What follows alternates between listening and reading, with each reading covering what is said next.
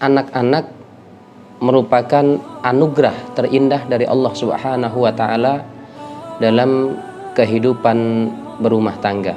Bahwasanya Allah Subhanahu wa taala itu lebih sayang kepada anak-anak kita dibanding kita sendiri. Kemudian Allah Subhanahu wa taala berfirman, wala taqtulu auladakum khasyata imlak, jangan bunuh anak-anak kalian karena takut miskin.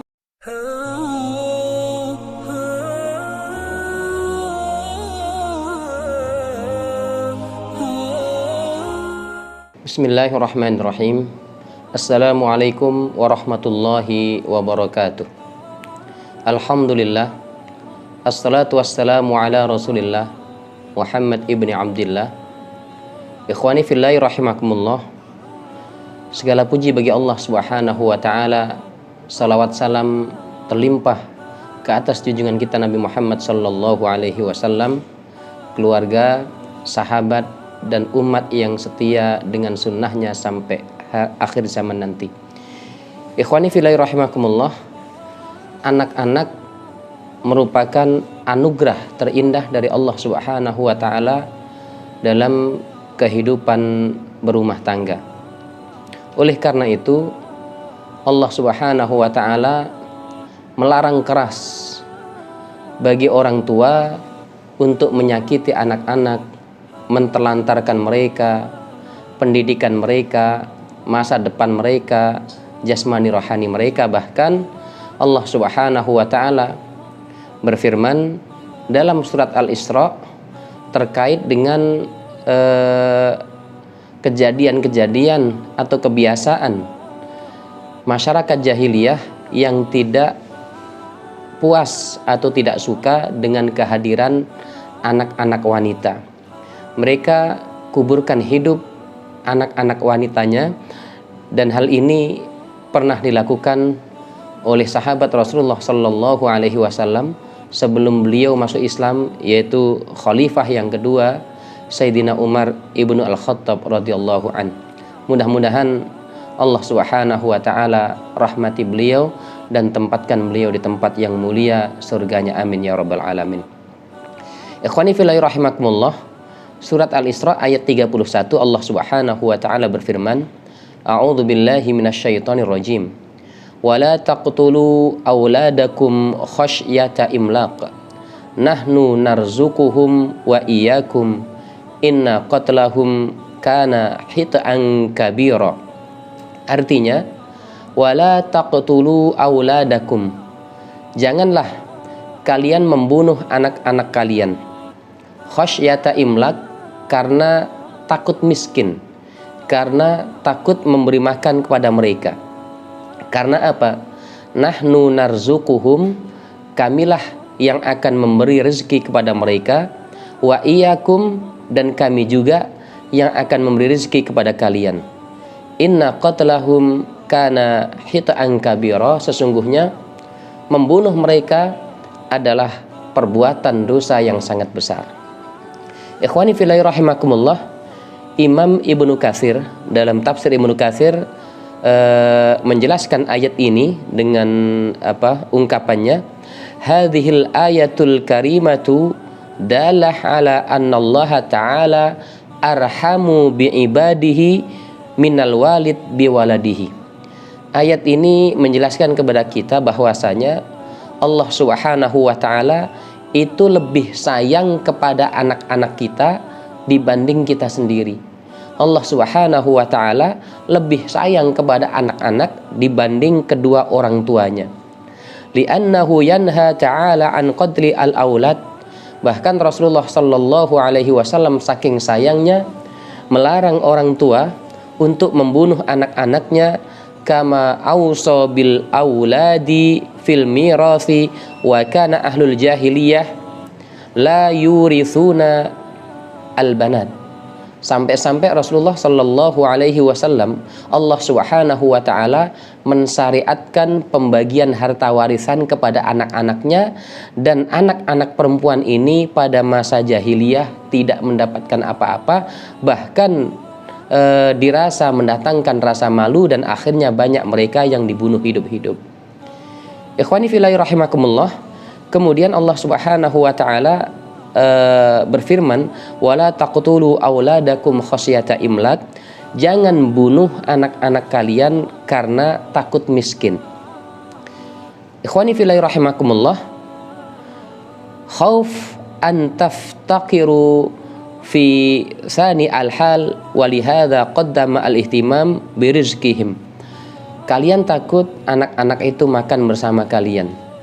Kalian takut justru dengan hadirnya anak-anak mengurangi rizki. Selanjutnya Allah Subhanahu wa taala menafikan anggapan-anggapan ini dengan firman berikutnya, yaitu nahnu narzukuhum wa iyyakum.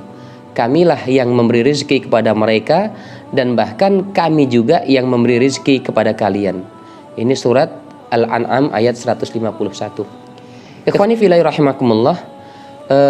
Allah Subhanahu wa taala pun berfirman dalam surat Hud ayat 6. Jangankan manusia, binatang melata, burung dan lain sebagainya, itu sudah Allah jamin rizkinya.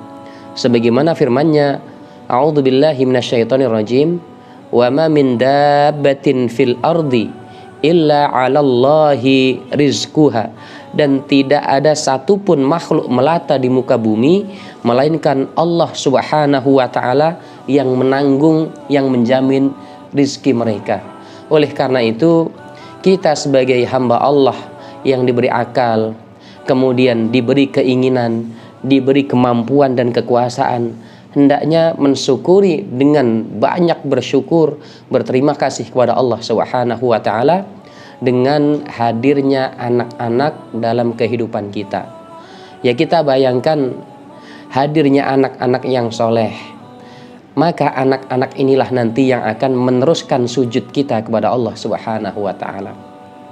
Hadirnya anak-anak, mereka itulah nanti yang melanjutkan jihad kita dalam menyebarkan agama ini untuk menegakkan kalimah Allah Subhanahu wa taala. Dengan hadirnya anak-anak, mereka lah nanti yang akan melanjutkan penghambaan kita kepada Allah Subhanahu wa taala. Oleh karena itu, dengan hadirnya anak-anak ini, maka seberapa besar biaya yang mereka butuhkan untuk mencari ilmu, untuk menuntut ilmu, maka kita pun tidak akan merasakan sia-sia. Kenapa?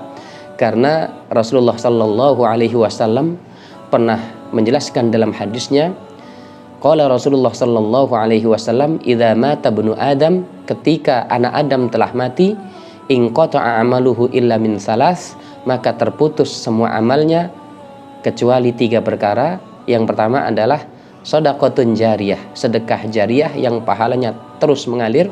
Kemudian yang kedua, ilmu yang bermanfaat yang kita ajarkan kepada orang lain dan orang lain itu mengambil, bisa mendapatkan manfaat dari ilmu yang kita ajarkan. Dan yang ketiga adalah waladun soleh yad'u lahu, doa anak yang soleh.